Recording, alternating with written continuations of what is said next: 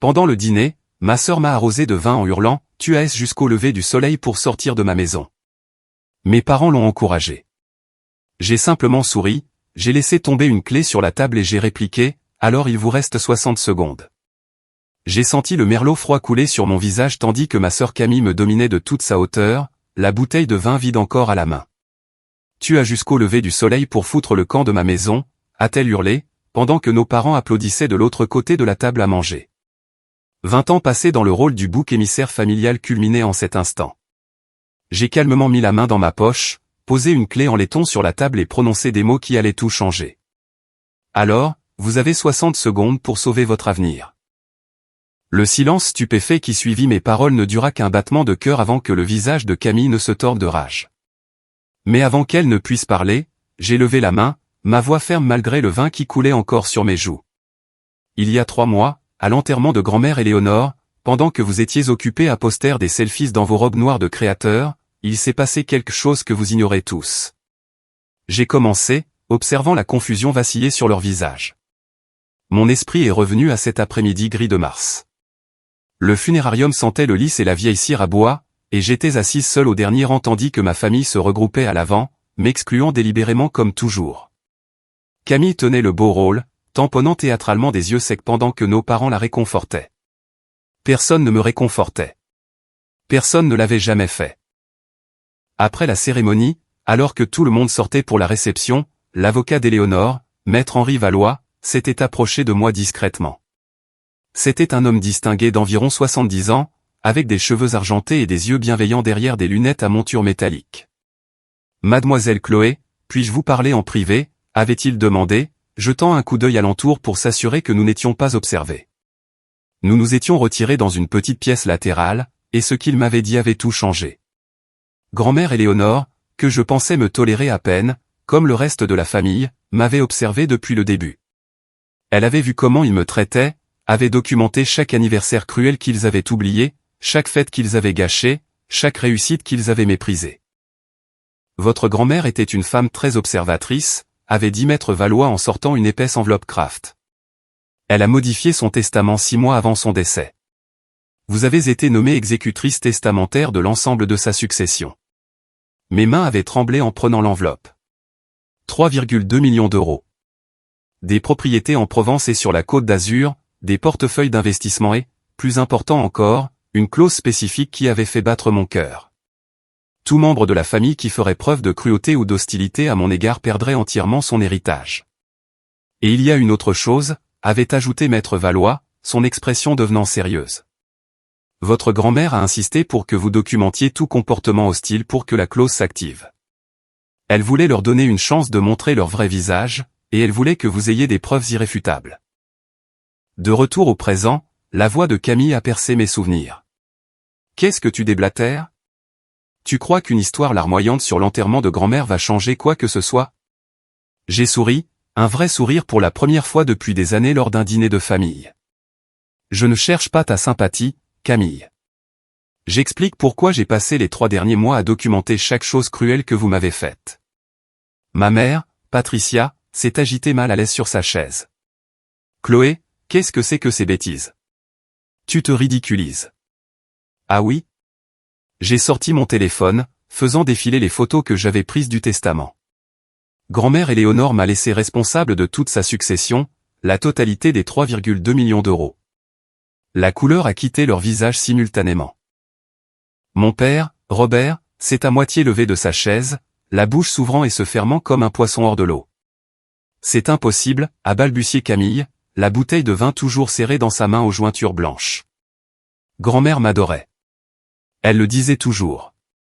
Elle te disait ce que tu voulais entendre, ai-je répondu calmement.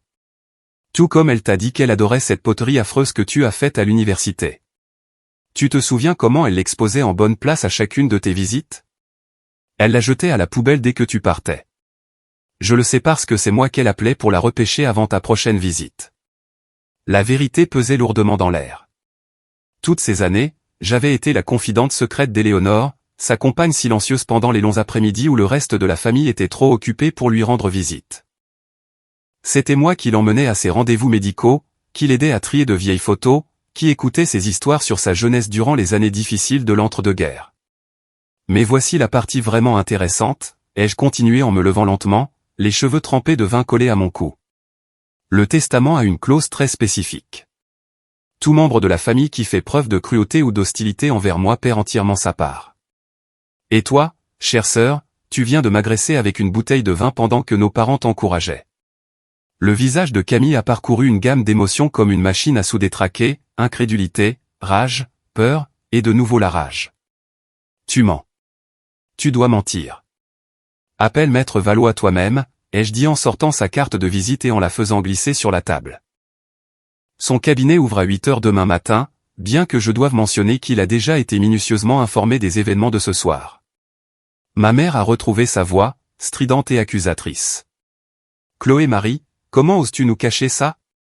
Nous sommes ta famille. Ma famille? J'ai ri, mais sans aucune gaieté. Quand m'avez-vous déjà traité comme votre famille? Quand vous avez oublié mon 16e anniversaire parce que Camille avait un match de volley? Quand vous m'avez fait dormir dans le garage à Noël parce que les amis d'université de Camille avaient besoin de ma chambre? Quand vous m'avez dit que j'étais probablement adopté parce que je ne vous ressemblais pas assez? Chaque mot atterrissait comme un coup physique, et je les ai regardés tressaillir. Bien. Il était temps qu'ils ressentent une fraction de la douleur qu'ils m'avaient infligée pendant 32 ans. Je suis conseillère financière, ai-je poursuivi, mon sang-froid professionnel prenant le dessus. Je comprends l'argent, les investissements et, plus important encore, je comprends les leviers de pression. Grand-mère Éléonore le savait aussi. Elle ne m'a pas seulement laissé de l'argent. Elle m'a laissé le pouvoir de vous tenir enfin pour responsable. Camille a claqué la bouteille de vin sur la table, faisant sursauter les verres en cristal. C'est insensé. Tu ne peux pas débarquer ici et prétendre que tout appartient. Je ne le prétends pas, ai-je dit simplement. J'ai les documents légaux pour le prouver. Et grâce à ta petite performance de ce soir, avec témoins à l'appui, tu viens de perdre ta part. C'est 800 000 € que tu viens de me verser sur la tête, Camille. Le chiffre flottait dans l'air comme une lame de guillotine. J'ai vu le moment où elle a vraiment compris, j'ai regardé son esprit calculateur essayer de traiter l'ampleur de son erreur. 800 000 €, partis en un instant de cruauté dont elle pensait qu'il n'aurait aucune conséquence. Mon père a finalement parlé, sa voix mal assurée. Chloé, nous pouvons sûrement discuter de cela raisonnablement. Raisonnablement? J'ai touché mon chemisier trempé de vin. Était-ce raisonnable? 20 ans d'un traitement qui ferait passer la marâtre de Cendrillon pour une sainte était-il raisonnable? Mais je n'avais pas fini. Loin de là. Parce que le vin qui coulait sur mon visage n'était que le début de ce que j'avais enduré. Et la clé que j'avais posée sur la table n'était que la première des nombreuses surprises que je leur réservais. Vous avez 60 secondes, leur ai-je rappelé en regardant ma montre. 55 maintenant. Je vous suggère de commencer à réfléchir très attentivement à votre prochain coup. La salle à manger semblait plus petite, soudain chargée d'une tension électrique qui rendait l'air difficile à respirer. La main de Camille tremblait alors qu'elle attrapait son téléphone, probablement pour appeler son petit ami ou son avocat, ou quiconque pourrait lui dire que tout cela n'était qu'un horrible cauchemar. Mais ce n'était pas un cauchemar. C'était la justice, servie à la bonne température, avec en accompagnement des conséquences qu'il n'avait jamais vues venir. Et je ne faisais que commencer. 40 secondes, ai-je annoncé en regardant les doigts de Camille tâtonner sur son téléphone. Ses ongles parfaitement manucurés cliquetaient contre l'écran alors qu'elle essayait de composer un numéro, mais ses mains tremblaient trop pour y parvenir.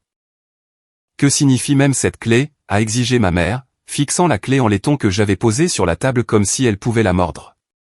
J'ai pris une serviette, épongeant le vin sur mon visage avec un calme délibéré. Cette clé. C'est le passe-partout de cette maison. La maison qui, depuis le mois dernier, m'appartient. Le silence qui suivit fut si complet que je pouvais entendre le tic-tac de l'horloge comtoise dans le couloir.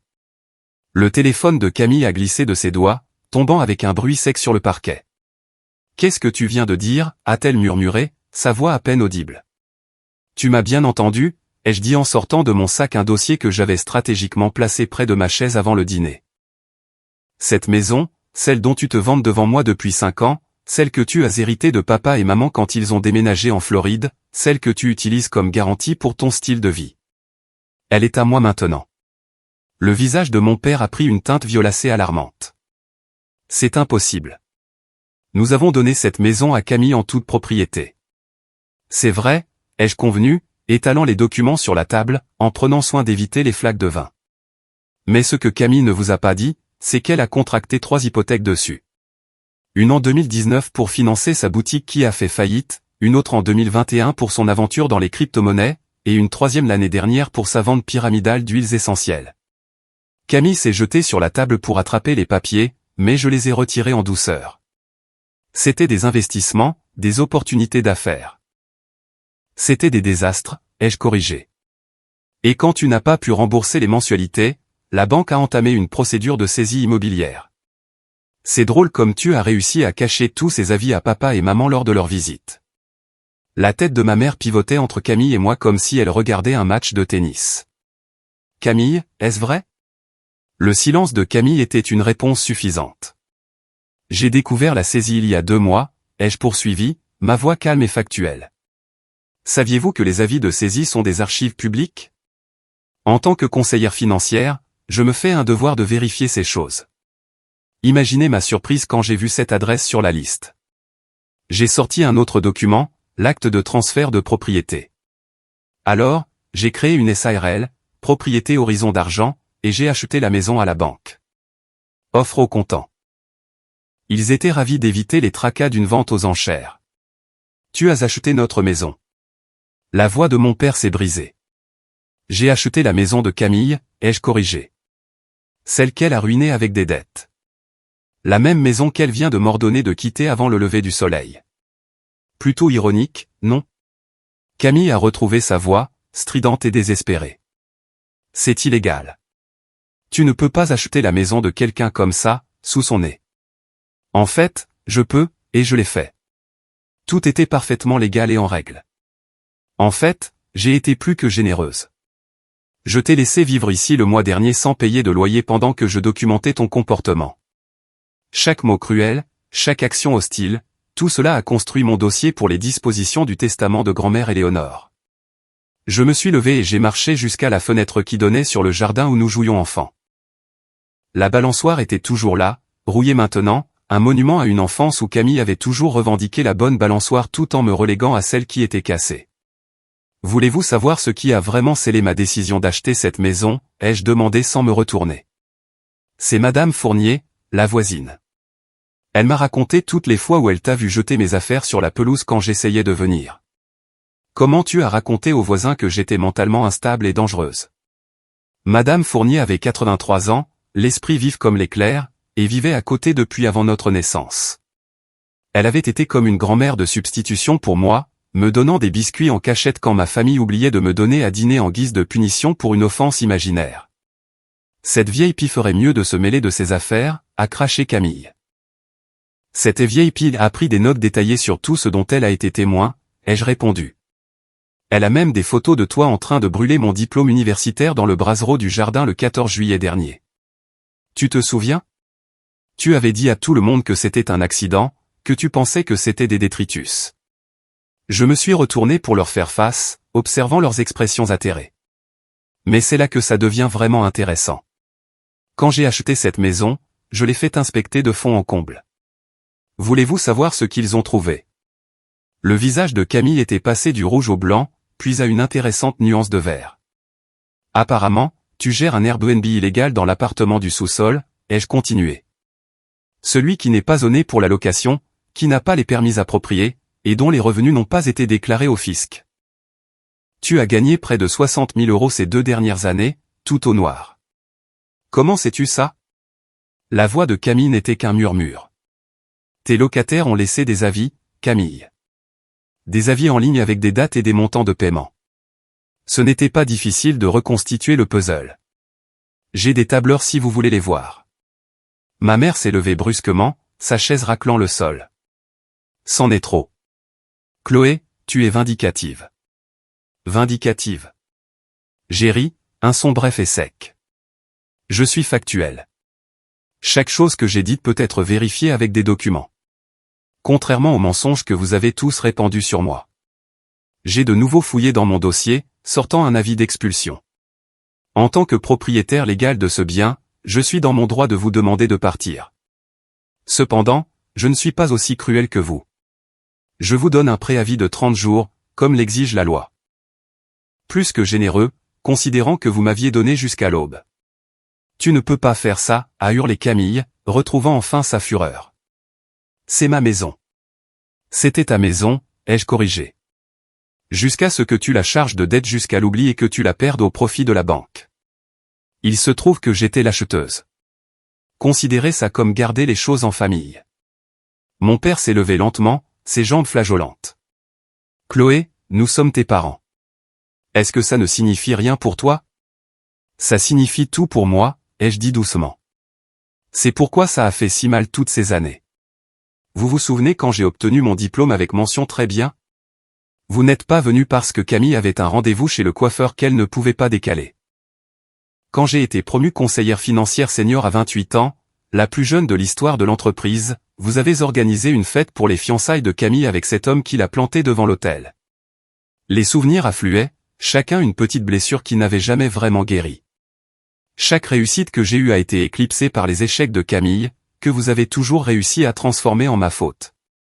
Eh bien, maintenant j'ai réussi quelque chose que vous ne pouvez ni ignorer ni minimiser. Je suis propriétaire de cette maison. 20 secondes, ai-je dit, jetant un coup d'œil à ma montre. Mais je suppose que le compte à rebours est plutôt 20 maintenant, n'est-ce pas? Vous ne pouvez pas vraiment me mettre à la porte de ma propre maison. Camille a émis un son étranglé, comme un chat sur lequel on marche. Elle a regardé autour d'elle sauvagement, comme si elle cherchait quelque chose à jeter, mais j'avais pris soin de rester hors de portée de tout projectile potentiel. Voici ce qui va se passer, ai-je dit, ma voix prenant le ton professionnel que j'utilisais avec les clients difficiles. Vous allez nettoyer ce vin, vous rasseoir, et nous allons discuter de cela comme des adultes. Parce que malgré tout ce que vous m'avez fait, je suis encore prête à être raisonnable. Mais cette fenêtre se ferme rapidement. Ma mère s'est laissée retomber sur sa chaise, paraissant plus âgée que ses 64 ans. Je ne comprends pas comment cela a pu arriver. Comment en sommes-nous arrivés là? Nous en sommes arrivés là, ai-je dit lentement, parce que pendant 32 ans, vous m'avez traité comme si je valais moins que la terre sous vos chaussures. Vous en êtes arrivés là parce que vous ne vous êtes jamais arrêté une seule fois pour penser que peut-être, juste peut-être, je tenais les comptes. L'horloge comptoise dans le hall a sonné 21 heures, ces tons profonds résonnant dans la maison qui n'était plus le sanctuaire de Camille, mais ma déclaration d'indépendance. Le temps est écoulé, ai-je annoncé. Alors, qu'est-ce que ce sera? Allons-nous gérer cela civilement, ou dois-je appeler la gendarmerie pour faire appliquer l'avis d'expulsion? Le visage de Camille s'est décomposé, et pour la première fois de ma vie, j'ai vu une peur réelle dans ses yeux. Pas la peur de moi, mais la peur des conséquences, ce concept étranger qu'il avait enfin rattrapé. Mais si elle pensait que la maison était la plus grande surprise de la soirée, elle était sur le point d'apprendre à quel point j'avais été minutieuse dans mes préparatifs. Car les caméras que j'avais installées n'étaient pas seulement pour la sécurité. Elles étaient pour l'épreuve. Et ce qu'elles avaient capturé au cours du dernier mois allait tout changer. Je pense, ai-je dit en me rasseyant à table, qu'il est temps que nous parlions du système de surveillance que j'ai fait installer. Vous seriez étonné de ce que la technologie moderne peut capturer. Commençons par mardi dernier, quand tu es allé dans mon ancienne chambre. La soirée était loin d'être terminée, et je commençais à peine à leur montrer à quoi ressemblaient 20 ans de planification minutieuse lorsqu'ils étaient exécutés par quelqu'un qu'ils avaient considéré comme sans valeur. La main de Camille s'est projetée vers moi, les ongles visant mon visage comme des griffes. J'ai reculé en douceur, ayant anticipé cette réaction exacte. Ne la touche surtout pas, la voix venait de l'embrasure de la cuisine. Marc est entré dans la salle à manger, son mètre 88 remplissant l'arcade. Mon petit ami depuis 3 ans avait l'air calme, mais je pouvais voir la tension dans ses épaules. Il avait attendu dans la cuisine, écoutant, prêt à intervenir si les choses devenaient physiques. « Qui diable êtes-vous » a exigé mon père, retrouvant apparemment sa voix autoritaire face à un étranger. « Marc Chevalier » a-t-il dit simplement en venant se tenir à côté de moi. « Je suis l'entrepreneur dans la tech qui a aidé Chloé à installer le système de sécurité complet dans cette maison. Chaque pièce, chaque angle, tout est parfaitement légal puisque Chloé est propriétaire des lieux. » J'ai sorti ma tablette de mon sac, ouvrant l'application de sécurité. « Veux-tu voir mardi dernier, Camille ? Quand tu as utilisé le double des clés, dont tu ignorais que je connaissais l'existence, pour entrer dans mon ancienne chambre. » L'écran s'est animé, montrant des images d'une clarté cristalline de Camille se faufilant dans la maison à 14 heures. L'horodatage était bien visible dans le coin alors qu'elle se dirigeait vers ma chambre d'enfant, celle où j'avais séjourné lors de mes brèves visites au fil des ans. C'est une violation de la vie privée, a crié Camille, mais sa protestation s'est éteinte alors que nous la regardions à l'écran fouiller méthodiquement dans mes affaires. La vidéo la montrait en train d'ouvrir ma boîte à bijoux, celle que grand-mère Éléonore m'avait offerte pour mes 18 ans. Les doigts de Camille triaient le contenu, empochant plusieurs pièces, dont le collier de perles qu'Éléonore avait porté le jour de son mariage. Ces perles, a haleté ma mère. Maman disait les avoir perdues il y a des années. Elle ne les a pas perdues, ai-je dit doucement. Elle me les a données la veille de sa mort. Elle a dit qu'elle voulait que quelqu'un qui comprenne leur valeur les ait, pas quelqu'un qui ne verrait que des signes d'euros. Nous avons continué à regarder la vidéo de Camille se diriger vers mon placard, sortant la robe de créateur que j'avais achetée pour le gala annuel de mon entreprise. Elle l'a tenue contre elle, puis a délibérément pris des ciseaux sur mon bureau et a coupé une longue entaille dans le dos. Mon Dieu, a marmonné Marc. J'ai déjà vu les images, mais ça me choque toujours. C'était une robe à 1500 €, ai-je dit d'un ton conversationnel. J'ai dû assister au gala dans une tenue empruntée parce que quelqu'un a détruit la mienne par méchanceté. Mais Camille n'avait pas fini. Sur la vidéo, elle s'est dirigée vers mon bureau où j'avais laissé des documents de travail lors de ma dernière visite. Son visage s'est illuminé alors qu'elle les photographiait avec son téléphone, page par page. C'était des dossiers clients confidentiels, ai-je expliqué, que tu as ensuite essayé d'utiliser pour débaucher mes clients, en les appelant et en prétendant que j'étais sur le point d'être renvoyé pour faute professionnelle. Heureusement, mes clients m'ont fait assez confiance pour m'appeler directement. Mes parents regardaient l'écran avec horreur. Ce n'était pas la fille qu'ils avaient choyée et protégée toutes ces années. C'était quelqu'un capable d'une cruauté calculée. Il y a plus, a dit Marc en passant à un autre fichier. Ça date d'il y a 3 semaines. Les nouvelles images montraient mes parents assis dans cette même salle à manger avec Camille, leurs têtes penchées ensemble dans une conspiration. Il nous faut au moins 50 000, disait Camille sur l'enregistrement. Si on peut convaincre Chloé que maman a besoin d'une opération, elle virera l'argent immédiatement. Elle a toujours été sensible aux problèmes médicaux. La voix de ma mère est sortie des haut-parleurs, claire comme de l'eau de roche. Dis-lui que j'ai besoin d'une greffe de rein. Ça devrait nous rapporter au moins 100 000. On peut dire que l'assurance ne couvre pas brillant, avait approuvé mon père. Elle ne posera même pas de questions. Trop coupable d'être une mauvaise fille pour vérifier quoi que ce soit. J'ai mis la vidéo en pause, regardant les visages atterrés de mes parents. Vous alliez simuler une greffe de rein pour me voler de l'argent. Ce n'était pas du vol, a protesté faiblement ma mère. On allait te rembourser. Avec quel argent, ai-je demandé. L'héritage que vous pensiez recevoir de grand-mère Éléonore? Le même héritage que vous venez de voir Camille perdre en m'agressant. Marc a ouvert un autre fichier. Celui-ci est mon préféré. Le brunch de dimanche dernier avec le voisinage. La vidéo montrait une réunion dans le jardin, Camille tenant le beau rôle avec une quinzaine de voisins. Sa voix portait clairement sur l'enregistrement. Pauvre Chloé, elle a vraiment perdu la tête, disait Camille en secouant tristement la tête. On l'a trouvée en train de se parler toute seule dans le jardin à 3 heures du matin la semaine dernière. Les médecins pensent que c'est peut-être la schizophrénie. On envisage de la faire interner pour sa propre sécurité. La voix de Madame Fournier a percé le brouhaha. C'est drôle, parce que j'ai vu Chloé partir pour son voyage d'affaires à Londres ce matin-là. Son VTC est venu la chercher à 4h30 pour un vol de 6 heures. Le visage de Camille sur la vidéo a montré un éclair d'agacement avant de retrouver son air faussement préoccupé.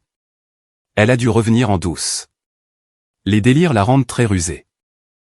J'ai documenté tout ce voyage d'affaires, ai-je dit en sortant des reçus et des photos, y compris le prix que j'ai reçu pour avoir conclu le plus gros contrat de l'histoire de l'entreprise. Ça ressemble vraiment à ce que ferait quelqu'un atteint de schizophrénie. C'est un coup monté, a hurlé Camille, de la salive volant de sa bouche. C'est de la documentation, a corrigé calmement Marc. Chaque enregistrement a été fait sur une propriété appartenant à Chloé, dans des espaces communs où il n'y a pas d'attente de confidentialité. Nous avons consulté 3 avocats différents pour nous assurer que tout était parfaitement légal. J'ai basculé sur un autre dossier de la tablette. Mais parlons de ce qui compte vraiment. Tes amis, Camille, ceux à qui tu as emprunté de l'argent en utilisant mon nom. L'écran s'est rempli de messages textes, des captures d'écran que Camille avait envoyées à diverses personnes. Dans ces messages, elle prétendait écrire en mon nom, trop gênée pour demander de l'argent directement. Les montants allaient de 5 cents à 5 000 €, tous avec la promesse que Chloé les rembourserait avec intérêt. 67 000 €, ai-je dit.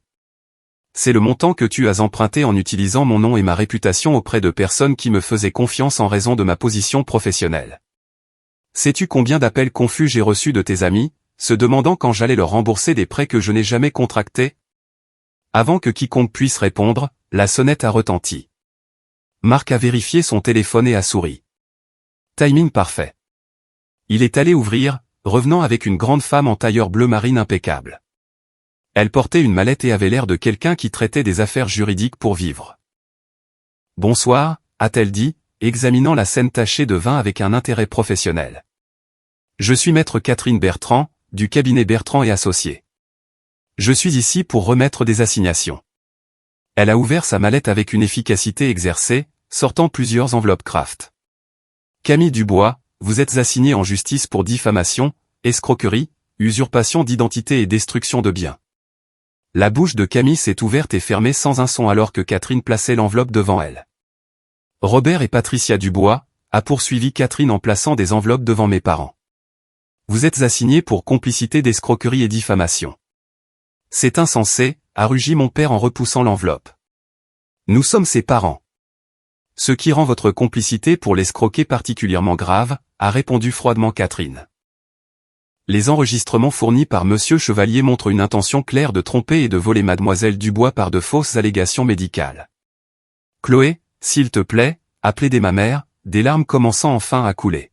« Nous sommes une famille. »« Une famille » ai-je répété, le mot amer sur ma langue. « Dites-moi, quel genre de famille prévoit de simuler une maladie en phase terminale pour voler de l'argent? Quel genre de famille répand des rumeurs de maladie mentale pour discréditer quelqu'un?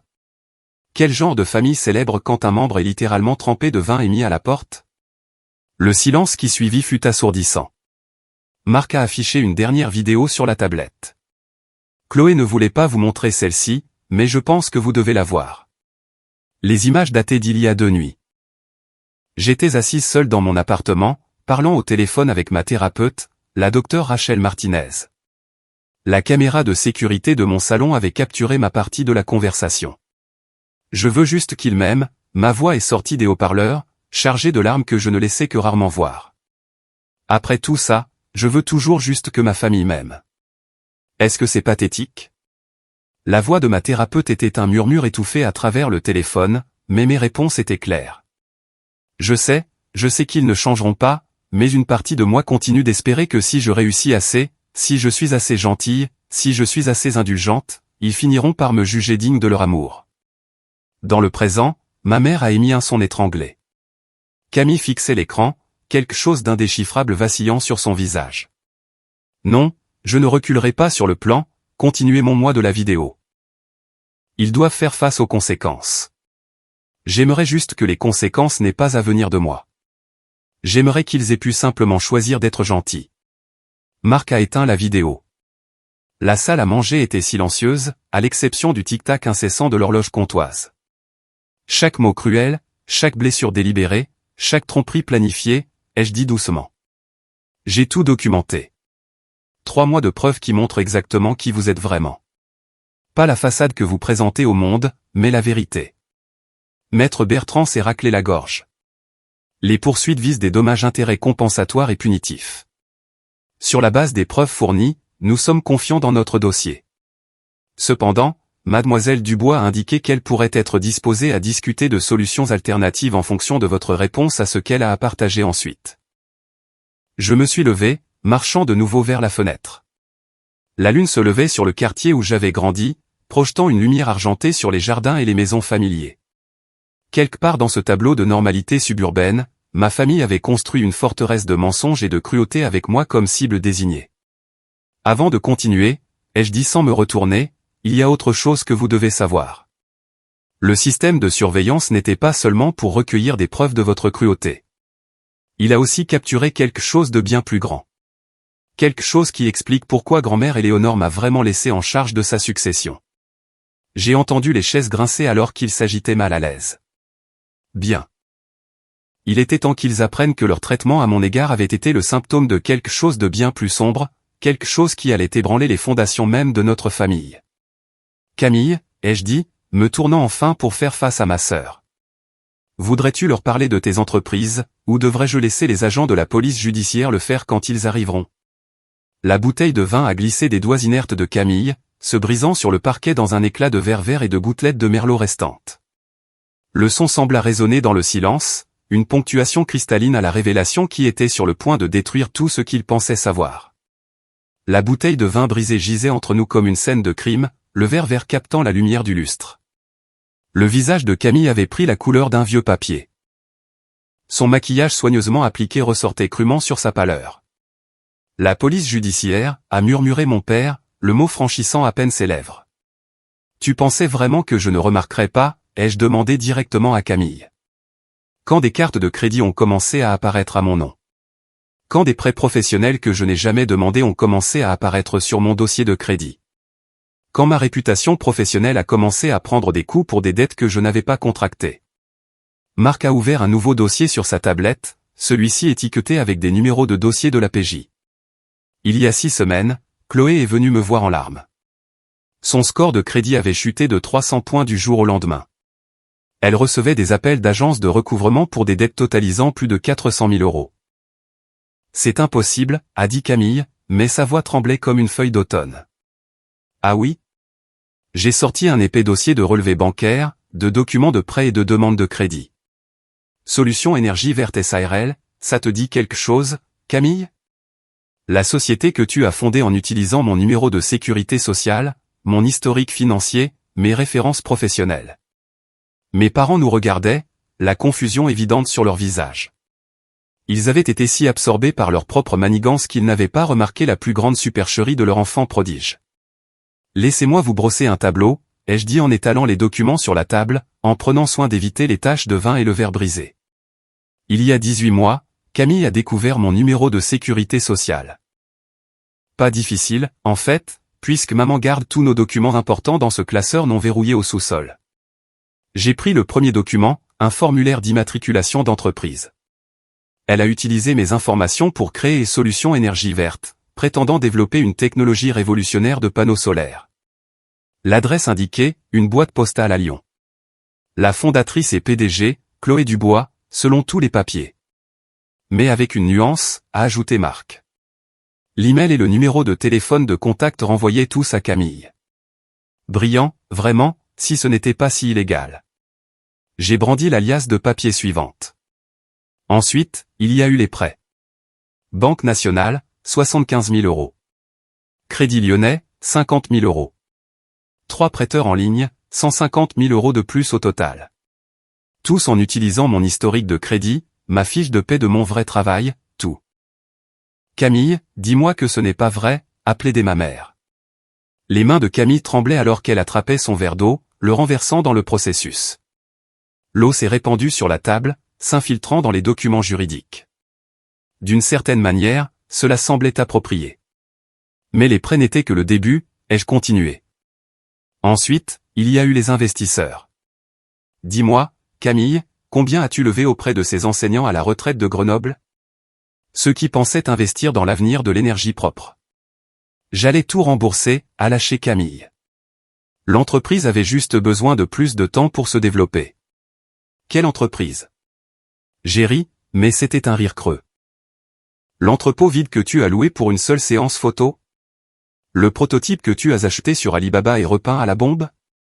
Les faux ingénieurs que tu as engagés sur le Bon Coin pour assister à une réunion d'investisseurs? Marc a connecté sa tablette à la télévision de la salle à manger. Et soudain, l'écran s'est rempli d'images de surveillance de l'entrepôt. Nous avons engagé un détective privé une fois que Chloé a découvert la fraude. Voici ce qu'il a trouvé. La vidéo montrait l'entrepôt que Camille avait loué, complètement vide à l'exception de quelques boîtes en carton et de ce seul panneau solaire repeint. Le clip suivant la montrait en réunion avec des investisseurs, présentant avec assurance des données falsifiées et promettant des rendements qui ne viendraient jamais. 2,3 millions d'euros, ai-je dit doucement. C'est ce que tu as volé à des innocents en utilisant mon nom. Des retraités, des enseignants, des propriétaires de petites entreprises qui croyaient en l'énergie durable et faisaient confiance à la conseillère financière dont tu as falsifié les qualifications. L'agent Diane Chevalier de la division des crimes en col blanc de la PJ travaille sur ce dossier depuis 2 mois, ai-je expliqué, sortant mon téléphone pour leur montrer des emails de l'enquête. Elle est spécialisée dans l'usurpation d'identité et la fraude à l'investissement. Voulez-vous deviner quelles sont les peines prévues par le code pénal pour une escroquerie dépassant les 2 millions d'euros? Le visage de mon père était passé du violet à un gris alarmant. 20 ans, a-t-il murmuré. Il devait le savoir. Il avait travaillé assez longtemps dans les assurances pour comprendre la criminalité financière. 20 à 30, en fait, ai-je corrigé, selon l'humeur du juge et le nombre de victimes. Actuellement, nous en sommes à 43 investisseurs individuels, sans compter les banques. Mais c'est là que ça devient vraiment intéressant, a dit Marc en ouvrant un autre fichier. Camille n'a pas travaillé seule. Elle avait besoin de références, n'est-ce pas? Des professionnels pour garantir la légitimité de l'entreprise. L'écran a affiché des lettres de recommandation officielles, avec en-tête et signature. 2 d'entre elles ont fait sursauter mes parents. Vous reconnaissez ces signatures? Ai-je demandé. Robert Dubois, cadre d'assurance à la retraite, garantissant le sens des affaires de sa fille Chloé. Patricia Dubois, ancienne directrice d'école, confirmant qu'elle avait personnellement vu la technologie révolutionnaire en action. On ne savait pas, a protesté ma mère. Camille a dit que c'était juste pour aider avec les papiers initiaux. Vraiment? J'ai sorti des copies de chèques. Alors pourquoi avez-vous reçu chacun 5 000 € de solution énergie verte pour des honoraires de consultation, selon ces registres? La vérité flottait dans l'air comme la fumée d'un incendie qui couvait depuis des mois. Mes parents avaient été des complices volontaires, soit par cupidité, soit par aveuglement délibéré. La PJ a surveillé tout cela, ai-je continué. Chaque transaction, chaque document falsifié, chaque investisseur qui a perdu ses économies de retraite. Ils ont constitué ce que l'agent Chevalier appelle un dossier en béton. Tu m'as piégé, a accusé Camille, retrouvant sa voix. Tu savais, et tu m'as laissé faire. Je l'ai découvert il y a 6 semaines, ai-je dit fermement. Et mon premier appel a été pour les autorités, pas pour t'avertir. Parce que contrairement à toi, je me soucie réellement de ces 43 personnes qui ont fait confiance à mon nom et à ma réputation. Sais-tu ce que c'est que de recevoir un appel d'une femme de 80 ans qui a investi l'assurance vie de son mari parce qu'elle croyait en toi? J'ai sorti une photo de mon dossier, la faisant glisser sur la table mouillée. Elle montrait une femme âgée devant un panneau de saisie immobilière. Voici Madame Eleonore Hoffman. Aucun lien avec notre grand-mère, juste une coïncidence malheureuse de nom. Elle a investi 50 000 € dans Solution Énergie Verte. C'était tout ce qui lui restait après la mort de son mari. Elle a perdu sa maison le mois dernier. Camille ne voulait pas regarder la photo. Mes parents la fixaient avec horreur. Je paie son loyer dans une résidence pour personnes âgées, ai-je dit doucement, anonymement, parce qu'elle est trop fière pour accepter la charité. Mais elle ne devrait pas avoir à accepter la charité. Elle devrait récupérer ses 50 000 €. Je ne les ai pas, a murmuré Camille. C'est parti. Dépenser en quoi, ai-je demandé, bien que je connaisse déjà la réponse. Ta Tesla, les vacances à Saint-Barth, les vêtements et sacs de créateurs, le botox et les injections. Quelle part des économies de toute une vie de Madame Hoffman se trouve actuellement dans ton visage, Camille? Marc a regardé son téléphone. C'est notre signal. La sonnette a de nouveau retenti. Cette fois, je savais exactement qui ce serait. Maître Bertrand, qui se tenait toujours tranquillement près du mur, est allé ouvrir. Elle est revenue avec 2 personnes en costume sombre, leurs insignes de la PJ visibles à leur ceinture. L'agent Diane Chevalier était une femme compacte avec des yeux vifs et un air de professionnalisme absolu. Son partenaire, l'agent Williams, était grand et imposant, le genre de personne que vous ne voulez pas voir à votre porte. Camille Dubois, la voix de l'agent Chevalier était polie mais ferme. Je suis l'agent Chevalier de la police judiciaire. Nous avons un mandat d'arrêt contre vous pour escroquerie en bande organisée, usurpation d'identité et gestion d'un système d'investissement frauduleux. Camille s'est levée si vite que sa chaise est tombée en arrière. Non, attendez. Je peux expliquer. Vous aurez tout le loisir d'expliquer, a dit l'agent Williams en se déplaçant derrière elle avec des menottes. Vous avez le droit de garder le silence. Tout ce que vous direz pourra et sera utilisé contre vous devant un tribunal. Pendant qu'il lisait ses droits à Camille, j'observais mes parents. Ils semblaient avoir vieilli de 10 ans en 1 heure. Leur monde soigneusement construit s'effondrait autour d'eux. Mais nous n'avions pas encore fini. Il y avait encore une révélation à venir. Une qui expliquerait tout sur la raison pour laquelle ils m'avaient toujours traité différemment. Robert et Patricia Dubois, a dit l'agent Chevalier après que Camille ait été menottée. Nous avons également quelques questions pour vous concernant votre implication dans cette affaire. Vous n'êtes pas en état d'arrestation pour le moment, mais je vous suggère fortement de contacter des avocats. Chloé, a plaidé Camille alors que les agents se préparaient à l'emmener. S'il te plaît, tu dois m'aider. Je suis ta sœur. Ma sœur, ai-je répété doucement. La même sœur qui a raconté à tout le monde que j'étais mentalement instable, qui a détruit mes affaires par méchanceté, qui a commis des crimes fédéraux en utilisant mon identité. Cette sœur-là. Mais je n'étais pas sans cœur. Malgré tout, j'ai ressenti une douleur en la voyant menotter. Camille, j'ai déjà contacté un avocat de la défense pour toi. Bradley Morrison, l'un des meilleurs de Paris. Il te rejoindra au palais de justice. J'ai payé sa provision. La confusion a vacillé sur son visage. Pourquoi? Parce que contrairement à toi, je n'abandonne pas ma famille, ai-je dit simplement. Même la famille qui a passé des décennies à essayer de me détruire. Mais son aide est soumise à des conditions. Tu rembourseras intégralement chaque investisseur. Tu coopéreras entièrement avec l'enquête, et tu diras enfin la vérité sur la raison pour laquelle tu m'as détesté toutes ces années. Le visage de Camille est devenu encore plus pâle, si c'était possible. Elle savait exactement de quelle vérité je parlais. Emmenez-la, ai-je dit aux agents. Mais s'il vous plaît, faites-lui savoir que malgré tout, je veux qu'elle obtienne de l'aide. Une vraie aide. Il ne s'agit pas seulement de punition. Alors qu'ils emmenaient Camille, je l'ai entendu s'effondrer en de grands sanglots qui ont résonné dans la maison. Pour la première fois en 20 ans, il semblait authentique. L'agent Chevalier s'est retourné vers moi. Mademoiselle Dubois, merci pour votre coopération dans cette enquête. Votre documentation a été inestimable. Nous vous contacterons pour votre témoignage. Bien sûr, ai-je répondu. Ces investisseurs méritent justice. Et malgré ce qu'elle m'a fait, j'espère que Camille obtiendra l'aide dont elle a besoin en plus de sa peine. Après le départ des agents, la maison semblait différente. Plus vide, mais aussi plus saine, comme si un poison avait été drainé de ses murs. Mes parents étaient assis sur leurs chaises comme des poupées cassées, fixant l'endroit où se tenait leur fille préférée. L'horloge comptoise a sonné 22 heures, nous rappelant que ce dîner cauchemardesque ne durait que depuis 2 heures. Cela semblait une éternité. Il y a plus, ai-je dit doucement. Quelque chose qui pourrait vous aider à comprendre pourquoi tout cela est arrivé. Pourquoi vous m'avez traité différemment toute ma vie? Pourquoi la haine de Camille était si profonde? La tête de ma mère s'est redressée d'un coup. De quoi parles-tu? J'ai sorti le dernier dossier, celui que j'avais redouté et anticipé à la fois. Il est temps de parler de l'oncle Thomas, et de ce qui s'est réellement passé il y a 33 ans. Le silence qui suivit était différent. Ce n'était pas le choc, la colère ou la peur. C'était le silence d'un secret qui avait été enterré si profondément qu'ils avaient presque oublié son existence. Le visage de ma mère a subi une transformation que je n'avais jamais vue. Elle est passée de la confusion à la reconnaissance, pour se figer en un masque de pure terreur.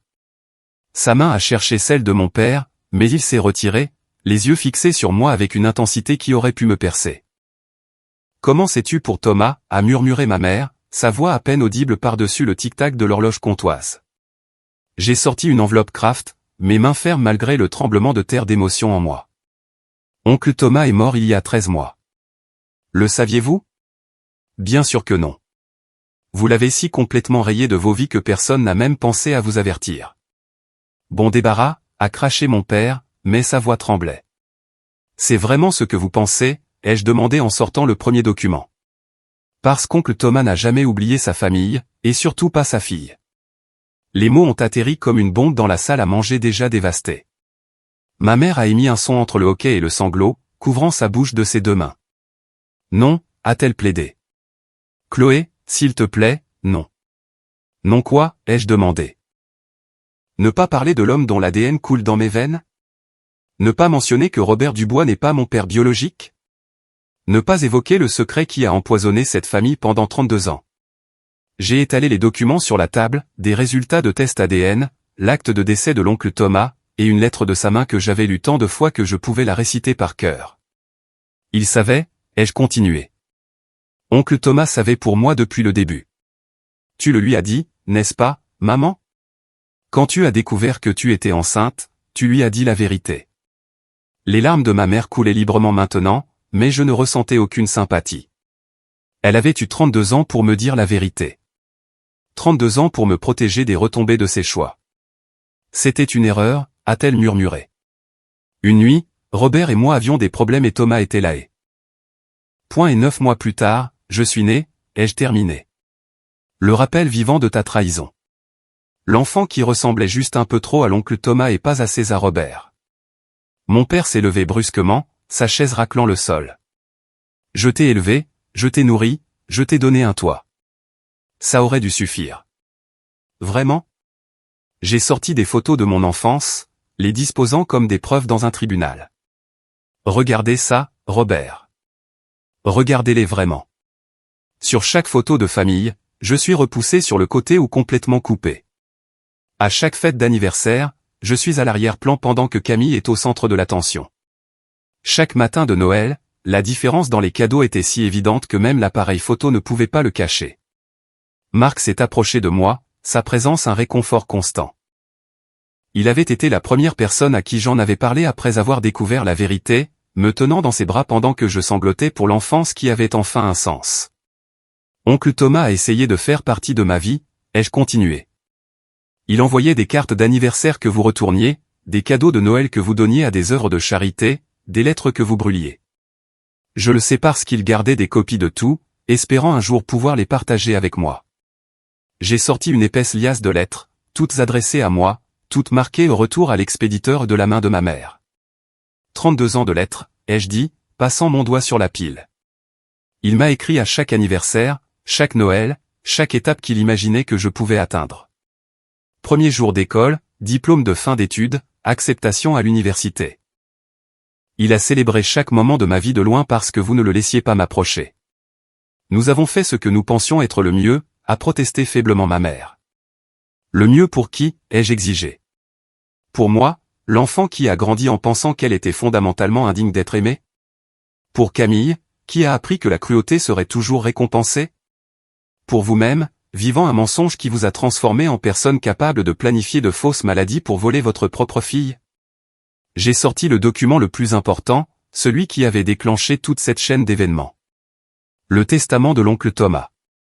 Il m'a laissé 1,5 million d'euros et une lettre expliquant tout. Son avocat m'a retrouvé grâce aux archives publiques. C'est comme ça que j'ai appris la vérité sur ma paternité. 1,5 million d'euros, a répété mon père, sa voix creuse. De l'argent qu'il a gagné par un travail honnête, ai-je dit. Il était chirurgien pédiatrique. Il a passé sa vie à sauver des enfants parce qu'il ne pouvait pas être là pour la sienne. L'ironie ne m'échappe pas, j'ai pris la lettre de l'oncle Thomas, celle que j'avais mémorisée mais que j'avais encore besoin de voir. Voulez-vous que je lise ce qu'il a écrit, ou devrais-je passer à la partie où il parle de Camille? La tête de ma mère s'est redressée. Quoi, à propos de Camille? Oh, vous ne saviez pas? J'ai sorti un autre document. Camille le sait depuis qu'elle a 18 ans. Tu le lui as dit, maman, lors d'une de tes crises de larmes arrosées de vin. Elle s'en est servie comme chantage depuis. Les pièces du puzzle s'assemblaient comme des dominos. Chaque révélation déclenchant la suivante. Marc a affiché des relevés bancaires sur sa tablette montrant des transferts réguliers du compte personnel de ma mère à celui de Camille. 500 € par-ci, 1000 par-là, ai-je noté. Tout ça pour que Camille garde le silence sur la honte familiale. C'est pourquoi elle a toujours été si confiante dans sa cruauté envers moi. Elle savait qu'elle avait le levier de pression ultime. Je ne voulais pas le lui dire, a sangloté ma mère. C'est juste sorti tout seul. Et elle a tenu ça au-dessus de ta tête pendant 14 ans, ai-je dit, exigeant de l'argent, du favoritisme, une validation constante, construisant sa confiance sur les fondations de ma dégradation. Chaque fois que vous l'avez choisie à ma place, c'était parce qu'elle menaçait de révéler la vérité. Mon père a ri, mais c'était un son laid. La vérité, tu veux parler de la vérité? La vérité, c'est que chaque fois que je te regardais, je le voyais lui. Mon frère, la seule personne en qui j'avais le plus confiance au monde, et il m'a trahi avec ma femme. Alors, vous avez puni une enfant, ai-je dit simplement, un bébé innocent qui n'avait aucun choix dans la façon dont elle est venue au monde. Vous avez pris votre colère contre deux adultes et l'avez concentrée comme un laser sur quelqu'un qui voulait juste être aimé. Tu avais tout ce dont tu avais besoin, a-t-il insisté. J'avais la survie, ai-je corrigé. De la nourriture, un abri, le strict minimum pour éviter une visite des services de protection de l'enfance. Mais l'amour, l'affection, la fierté de mes accomplissements, tout cela était réservé à ta vraie fille. J'ai sorti d'autres photos, celle-ci de la collection de l'oncle Thomas. Des photos prises de loin lors de mes événements scolaires, de ma remise de diplôme, des moments qu'il avait fait capturer par des détectives privés parce qu'il ne pouvait pas être là lui-même. Il m'a regardé grandir à distance, ai-je dit, il a célébré mes succès seul. Savez-vous qu'il a encadré la photo de ma remise de diplôme universitaire dans son bureau, disant à ses collègues que j'étais sa nièce qui vivait loin?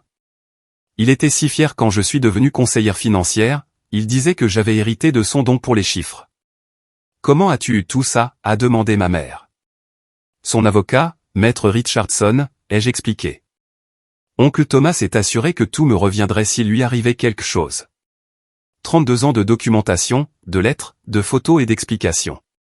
Il voulait que je sache que j'étais aimé, même s'il ne pouvait pas le montrer en personne. Marc a ouvert un autre fichier. Il y a autre chose. Chloé ne voulait pas partager cette partie, mais je pense que vous devez la voir. L'écran a montré une vidéo, clairement prise dans une chambre d'hôpital. Oncle Thomas était calé dans son lit, mince et pâle, mais avec des yeux qui ressemblaient exactement aux miens. Sa voix était faible mais claire. Ma chère Chloé, a-t-il dit à la caméra, si tu regardes ça, c'est que Richardson t'a trouvé, et que tu connais la vérité. Je veux que tu saches qu'il ne s'est pas passé un jour sans que je ne pense à toi, sans que je ne t'aime. J'aurais aimé être ton père autrement que par la biologie. Ma mère a émis un son brisé, se détournant de l'écran. Je sais que Patricia et Robert ont fait ce qu'ils pensaient être le mieux, a continué oncle Thomas. Je ne leur en veux pas d'avoir protégé leur mariage, mais j'ai besoin que tu saches que tu n'as jamais été une erreur pour moi. Tu étais la fille dont j'ai toujours rêvé, même si je ne pouvais t'aimer que de loin. Il a fait une pause, toussant faiblement avant de continuer. Je t'ai laissé tout ce que j'ai. Mais plus important encore, je t'ai laissé la vérité. Tu mérites de savoir d'où tu viens, de comprendre que la façon dont ils t'ont traité n'a jamais rien eu à voir avec toi. C'était à propos de leur incapacité à voir au-delà de leur propre douleur la personne incroyable que tu es. La vidéo s'est terminée avec lui tenant une de mes photos professionnelles, les larmes aux yeux. Je t'aime, Chloé. Ton vrai père t'aime. Sois libre.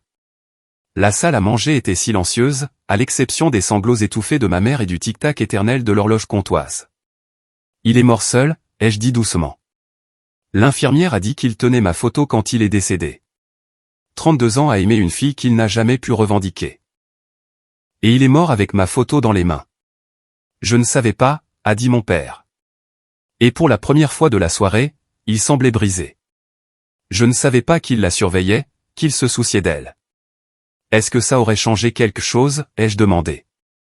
Ou auriez-vous simplement construit des murs plus hauts pour le tenir à l'écart? Chloé, ma mère a tendu la main vers moi, mais j'ai reculé.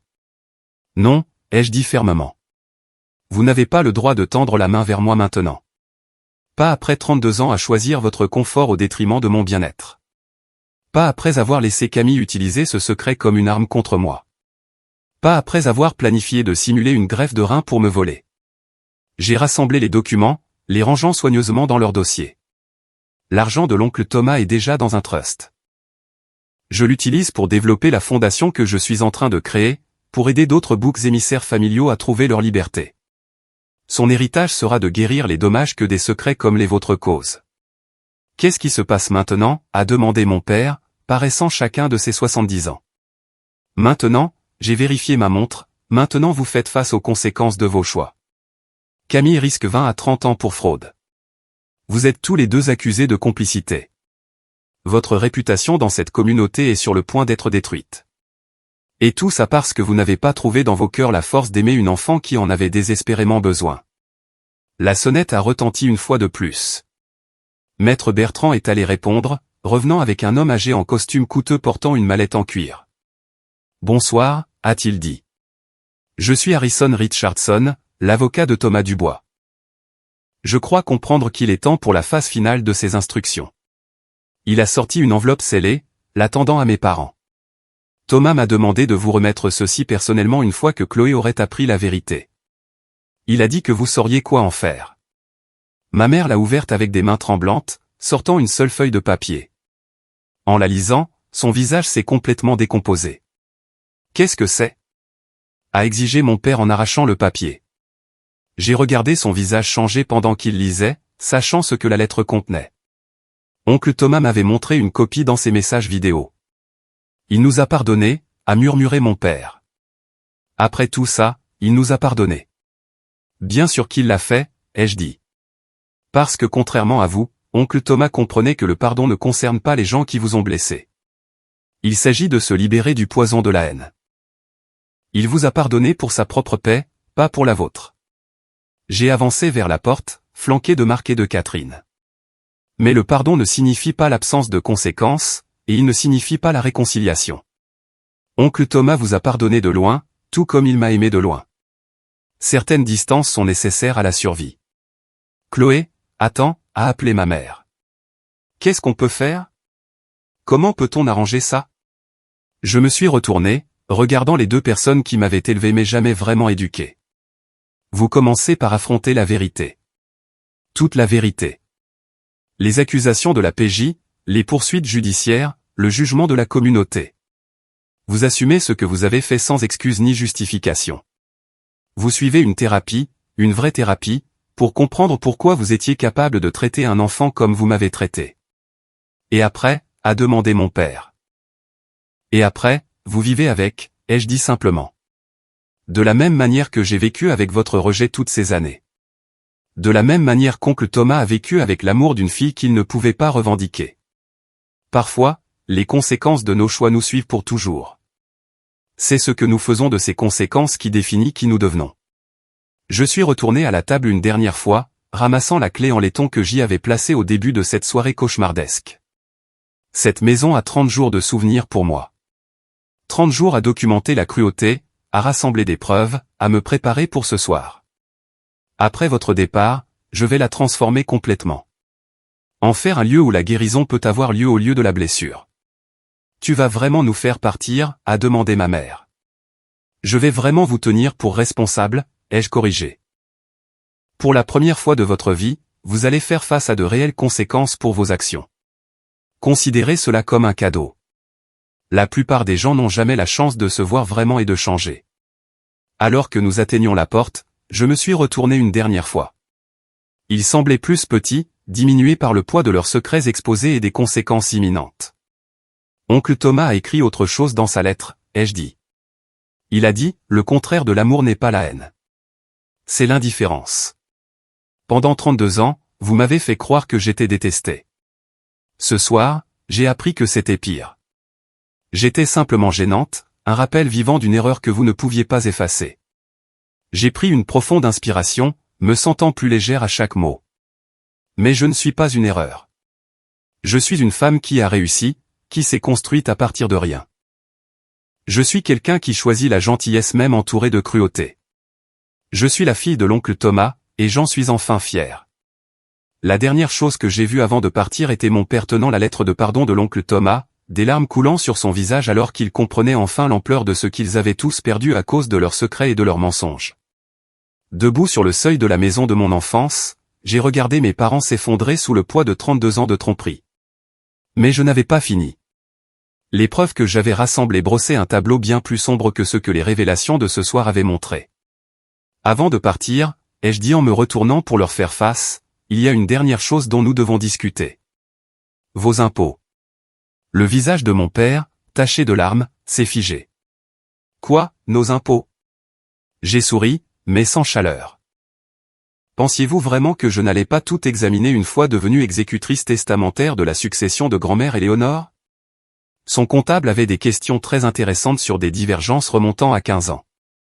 Marc a affiché un autre ensemble de fichiers sur sa tablette, la connectant une fois de plus à la télévision de la salle à manger. Des tableurs ont rempli l'écran, des rangées et des rangées de chiffres surlignés d'un rouge accablant.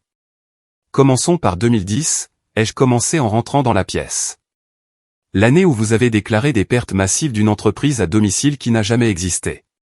60 000 € de déduction pour une société de conseil qui n'avait ni client, ni revenus, ni opération réelle.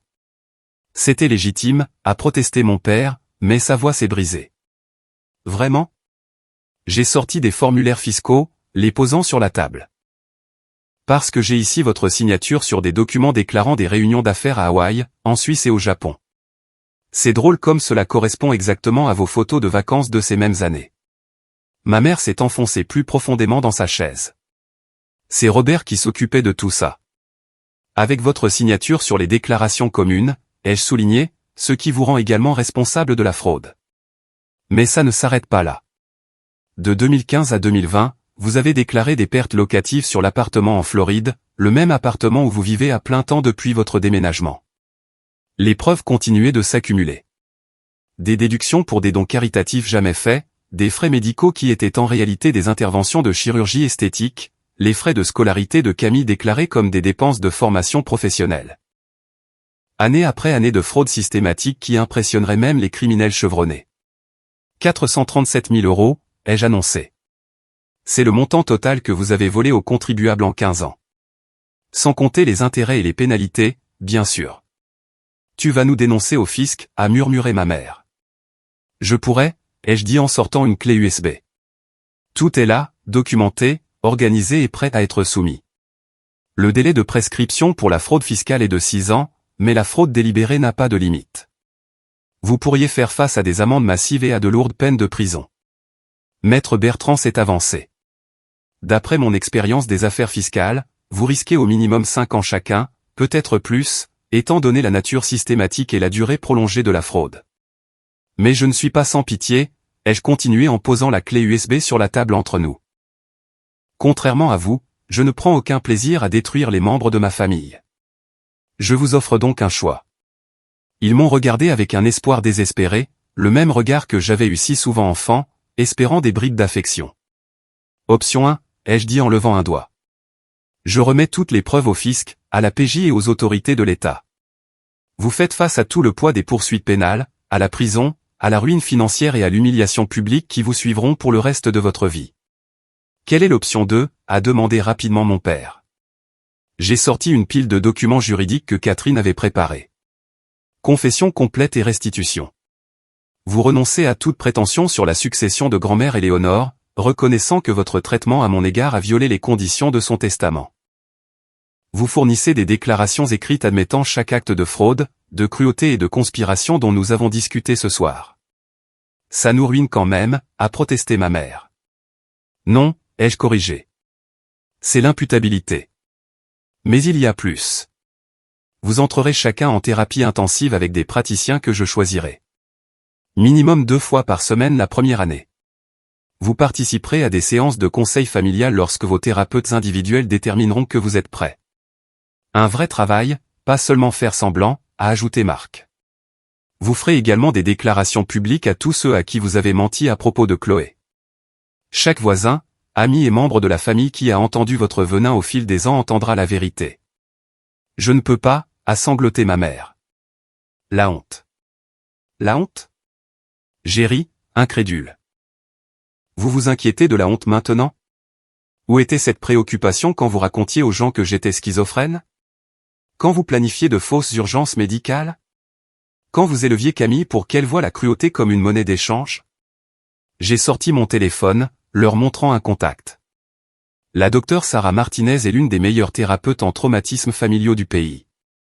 Elle a accepté de vous prendre tous les deux malgré sa liste d'attente habituelle, car elle est fascinée par la dynamique en jeu ici. Et Camille, a demandé mon père.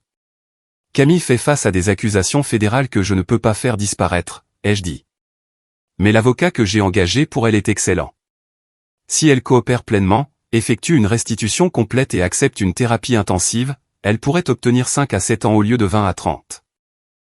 Le temps de vraiment réfléchir à qui elle est devenue et à qui elle veut être. Et si nous refusons ton offre, a demandé ma mère. J'ai haussé les épaules.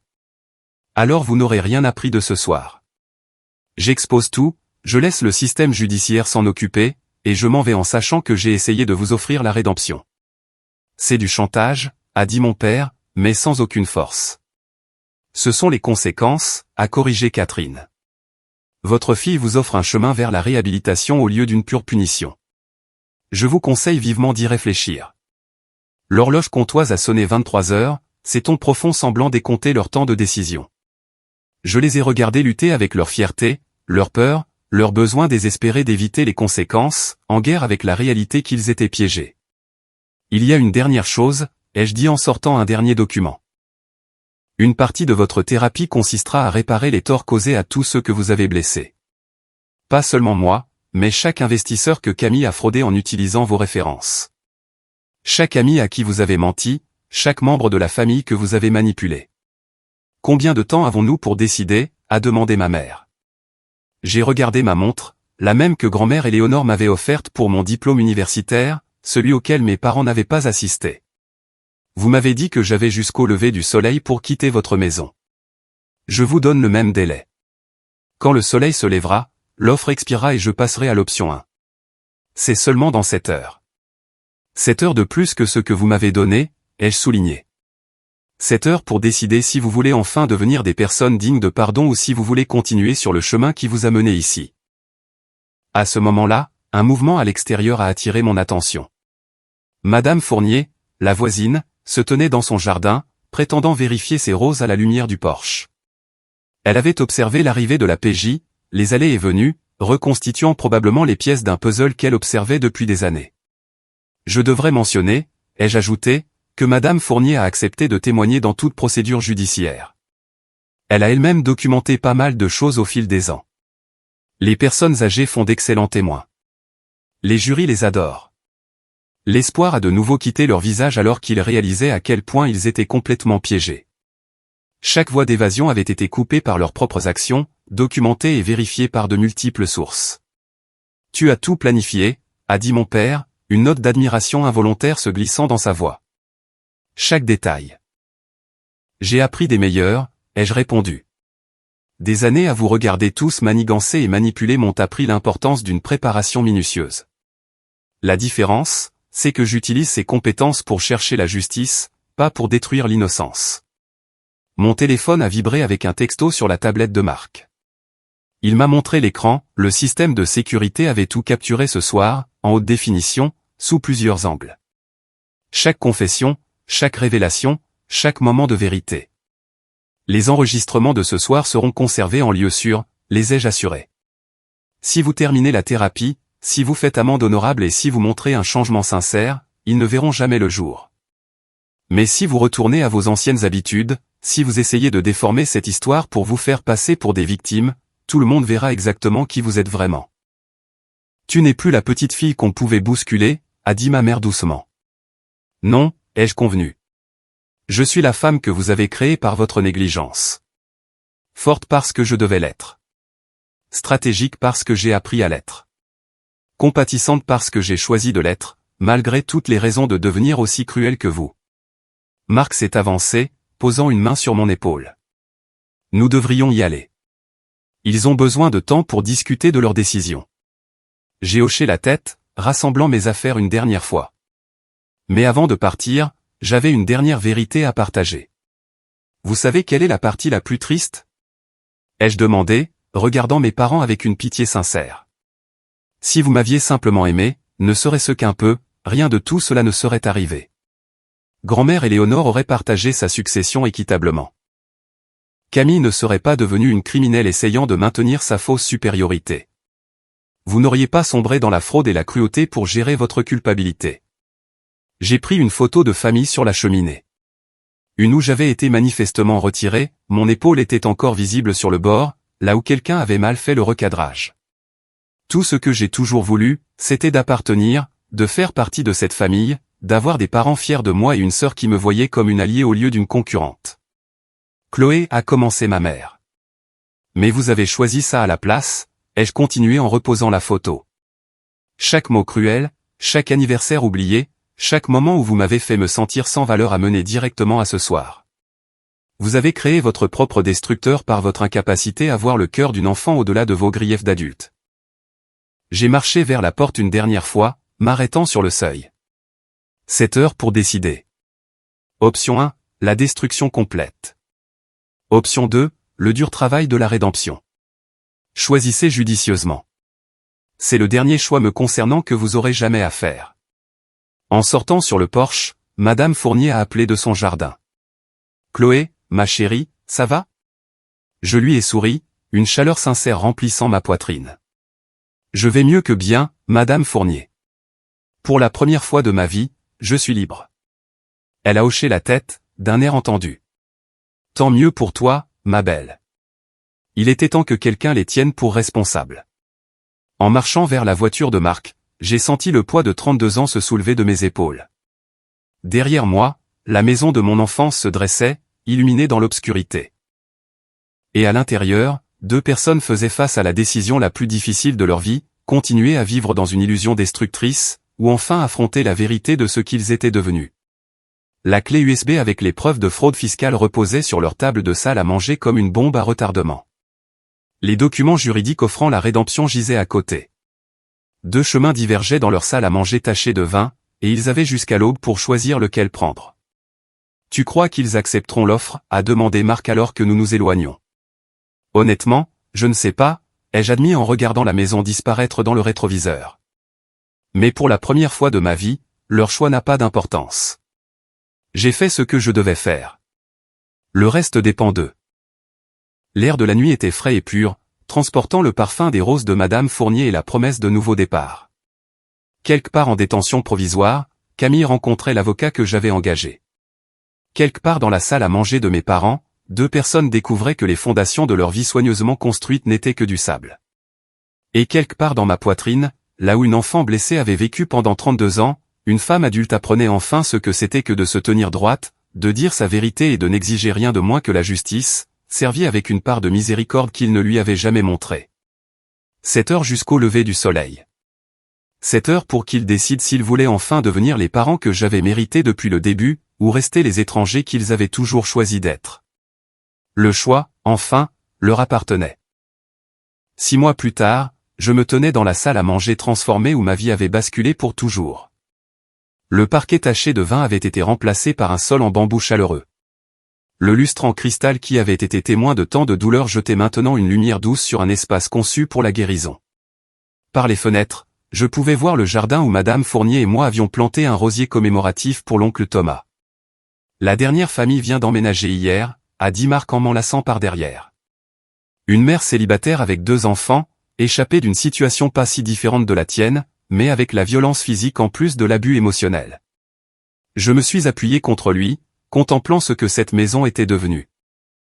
La maison Chloé Dubois pour les survivants du rôle de bouc émissaire familial offrait désormais un logement de transition pour jusqu'à 3 familles à la fois, proposant non seulement un abri, mais aussi une thérapie, une aide juridique et une formation professionnelle. Des nouvelles du centre pénitentiaire, ai-je demandé. Camille s'épanouit dans le programme de réhabilitation, a répondu Marc, consultant le dernier rapport sur son téléphone. Sa thérapeute dit qu'elle fait de réels progrès pour comprendre comment son sentiment de droit l'a menée à ces crimes. Détenue modèle, apparemment. Elle aide les autres détenus avec leurs appels. Il était difficile de concilier cette description avec la sœur qui m'avait aspergé de vin, mais les gens pouvaient changer lorsqu'ils n'avaient pas d'autre choix. La peine de Camille avait été réduite à 7 ans avec bonne conduite grâce à sa coopération complète et au plan de restitution que nous avions élaboré. Elle a remboursé 40% de ce qu'elle a volé, ai-je noté en vérifiant mes propres dossiers. L'entreprise d'authentification d'œuvres d'art qu'elle gère depuis la prison est en fait légitime et rentable. Qui aurait cru qu'elle avait de vraies compétences quand elle ne pouvait pas compter sur la fraude? Mon téléphone a vibré avec un texto. Ils sont là. J'ai lissé ma robe, du même style que celle que Camille avait détruite, mais d'un bleu plus profond. Il ne s'agissait plus de vengeance. Il s'agissait de tourner la page et de possibilités. La sonnette a retenti et Madame Fournier est allée ouvrir. Elle était devenue notre grand-mère de maison officieuse, offrant des biscuits et de la sagesse aux familles qui n'avaient jamais connu la gentillesse inconditionnelle d'une aînée. Mes parents sont entrés timidement, ressemblant à des étrangers dans la maison où ils avaient autrefois régné. 6 mois de thérapie intensive les avaient changés. L'arrogance de mon père avait été remplacée par quelque chose approchant l'humilité. Ma mère ne portait plus son masque de victime, mais faisait face au monde avec des yeux clairs et responsables. « Chloé » a dit ma mère doucement. « Merci d'avoir accepté de nous voir. » La docteure Martinez les a suivis, sa présence servant de tampon professionnel pour cette première réunion de famille. Nous avions eu des séances individuelles pour traiter les traumatismes et établir des limites, mais c'était notre première tentative d'interaction en tant qu'unité familiale. « Asseyons-nous dans le salon », ai-je suggéré, les menant vers un espace qui avait autrefois exposé leur réussite tout en effaçant les miennes. Maintenant, il contenait des photos des familles que nous avions aidées, des histoires de réussite, de survie et de transformation. « Je voulais te montrer quelque chose », a dit mon père en sortant une enveloppe usée. À l'intérieur se trouvaient des photographies que je n'avais jamais vues, des photos de moi bébé, des moments candides de mon enfance, des bulletins scolaires et des récompenses qu'ils avaient gardées malgré leur cruauté. « Nous avons trouvé ça dans le grenier », a-t-il expliqué, caché dans une boîte étiquetée et décoration de Noël. Je crois qu'une partie de nous a toujours su que nous avions tort. Nous avons gardé ça parce qu'au fond, nous étions fiers de toi.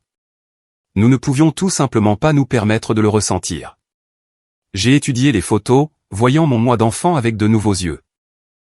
Même alors, j'essayais si fort de gagner leur amour, souriant avec espoir à l'appareil photo tout en me tenant légèrement à l'écart du groupe familial. La docteure Martinez nous a aidés à comprendre le traumatisme générationnel, a ajouté ma mère.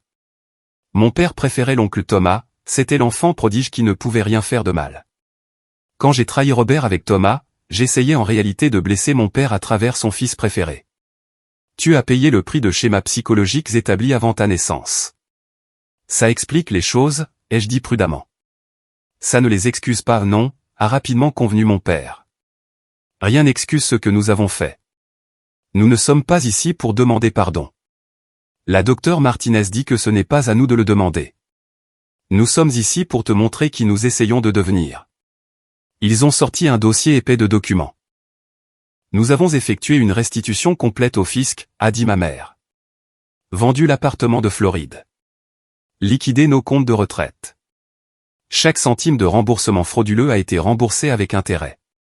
Nous avons également rencontré chaque personne à qui nous avons menti à ton sujet, a ajouté mon père. 43 conversations distinctes admettant que nous étions le problème, pas toi. Madame Chevalier du Country Club a même pleuré. Elle a dit qu'elle s'en était toujours doutée, mais qu'elle était trop polie pour intervenir. J'ai senti la main de Marc sur mon épaule, m'ancrant. C'était à ça que ressemblait l'imputabilité. Pas de grands gestes, mais la correction systématique de chaque petite cruauté.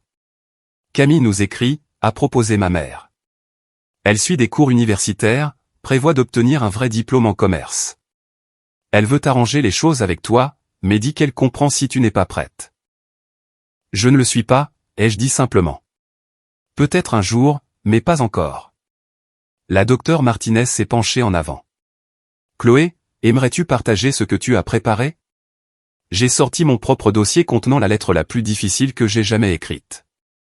J'ai décidé de vous pardonner, ai-je commencé, regardant leur visage passer de la surprise à l'espoir. Mais pardonner ne signifie pas oublier. Ça ne signifie pas que nous aurons une relation parent-enfant traditionnelle. Ça signifie que je choisis de libérer le poison de la haine pour qu'il ne contamine pas mon avenir. Nous comprenons, a dit mon père doucement. J'ai créé des fonds d'études pour les petits-enfants des victimes de Camille, ai-je continué. 17 enfants verront leurs études universitaires payées parce que les économies de retraite de leurs grands-parents ont été volées. C'est financé en partie par la succession, en partie par la vente aux enchères de tout ce qui, dans cette maison, contenait des souvenirs douloureux. La table de la salle à manger a rapporté 12 000 €, a ajouté Marc avec un humour noir. Apparemment, les taches de vin ajoutent du caractère aux antiquités. Nous voulons contribuer, a dit rapidement ma mère. Nous avons tous les deux pris un deuxième emploi. Tout ce qui dépasse les dépenses de base va à la restitution. Je les ai étudiés, ces étrangers qui m'avaient élevé. Ils semblaient plus âgés, usés par les conséquences, mais aussi plus clairs, en quelque sorte. Le brouillard toxique du déni s'était levé, laissant derrière lui deux personnes forcées de se voir clairement pour la première fois. Il y a un poste vacant ici, ai-je dit lentement. Entretien et jardinage. Rien de glamour, mais un travail honnête. Madame Fournier a besoin d'aide pour gérer la propriété. Ils ont échangé un regard. Tu nous ferais confiance ici?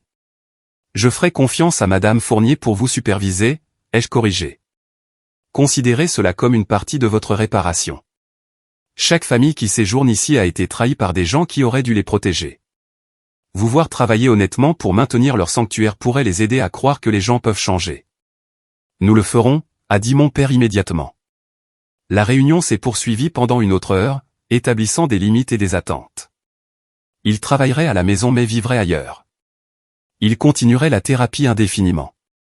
Il respecterait mon besoin de distance tout en restant disponible si jamais je voulais plus de contact. Alors qu'il se préparait à partir, ma mère s'est retournée. Le lever du soleil, a-t-elle dit soudainement. Quoi, ai-je demandé, confuse. Le matin après ce dîner, nous avons regardé le lever du soleil en prenant notre décision. C'était la première conversation honnête que nous ayons eue en 30 ans. Nous avons choisi la rédemption au lever du soleil. C'était symbolique. J'ai pensé à cette nuit-là, comment je leur avais donné le même délai qu'ils m'avaient donné. Le soleil se levant sur les conséquences et les choix, illuminant la vérité que l'obscurité avait cachée pendant si longtemps. Après leur départ, je me suis tenu dans le jardin avec Marc, regardant le rosier commémoratif de l'oncle Thomas. Il avait magnifiquement fleuri. Des pétales roses captant la lumière de l'après-midi. Tu penses qu'il serait fier, ai-je demandé. Je pense qu'il serait stupéfait, a répondu Marc.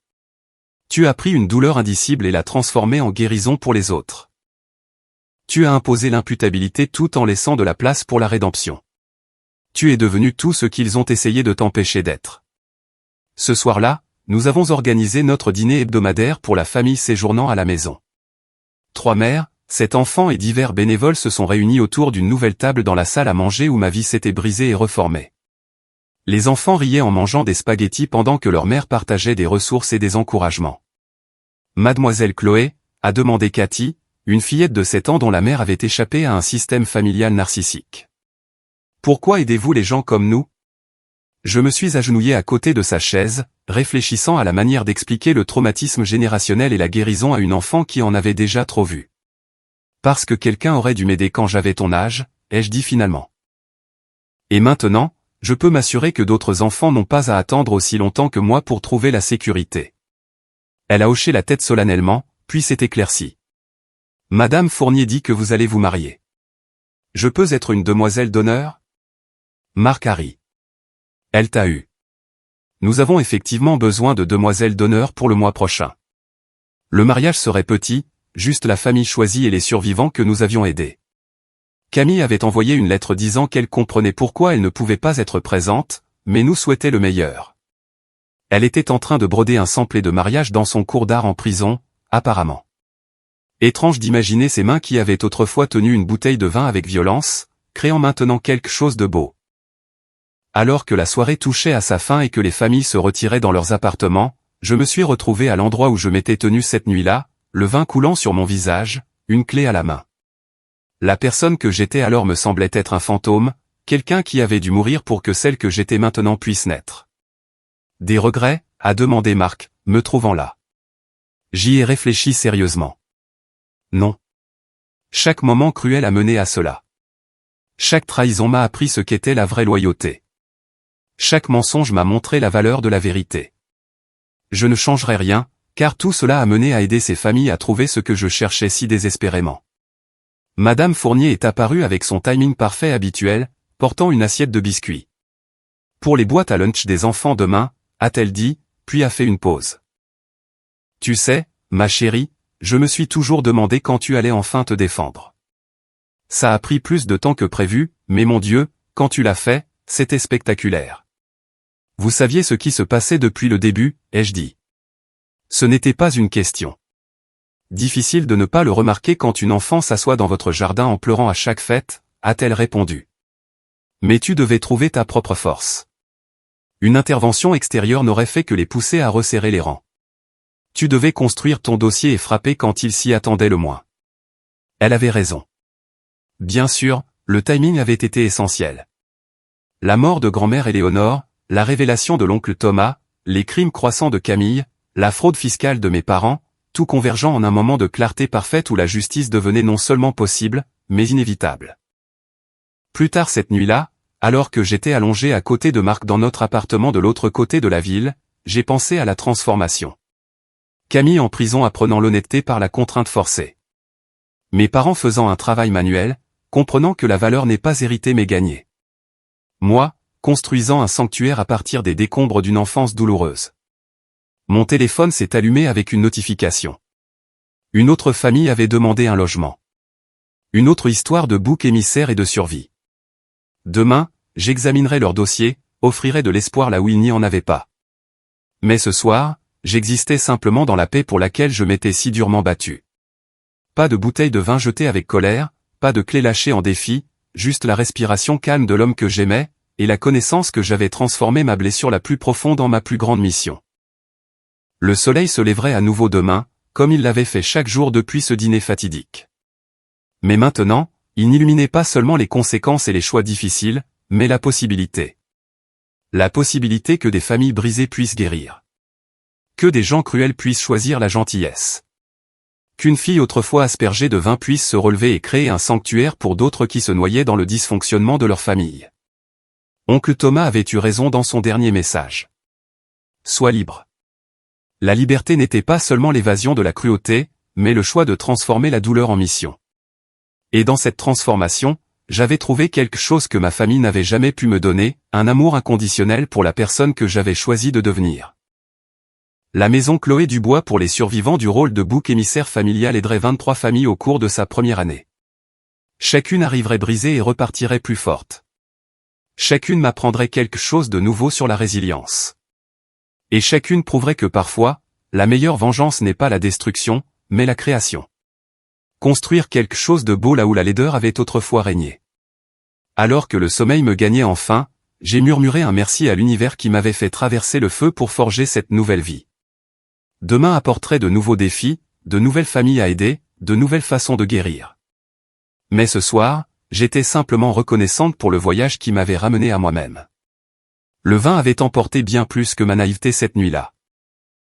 Il m'avait baptisé dans une nouvelle existence, une où je n'étais plus défini par la cruauté des autres, mais par ma propre capacité à transformer la douleur en mission.